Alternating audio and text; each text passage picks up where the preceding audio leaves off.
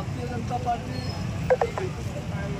नेते आदरणीय गिरीश भाऊ महाजन हे रावेर येथे भाजपा प्रचार कार्यालयाला भेट देण्यासाठी आले असता रावेर तालुक्यातील सकल धनगर समाज संघर्ष समिती, धनगर समाज महासंघ, धनगर समाज मल्हार सेना यांच्या वतीने सर्व पदाधिकाऱ्यांमार्फत एक लेखी पत्र त्यांच्यावर सर्व पदाधिकाऱ्यांच्या सह्या करून भारतीय जनता पार्टी महायुतीचे रावेर विधानसभेचे उमेदवार आदरणीय अमोल भाऊ जावळे यांना संपूर्ण सकल धनगर समाज किंवा संघटनांच्या माध्यमातून पाठिंब्याचे पत्र देण्यात आले।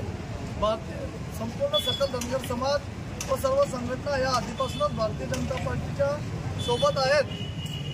गेल्या 2 दिवसाच्या आधी काही धनगर समाजाच्या पदाधिकाऱ्यांनी काँग्रेसचे उमेदवार ना पाठिंबा दिल्याचं बातमी आली।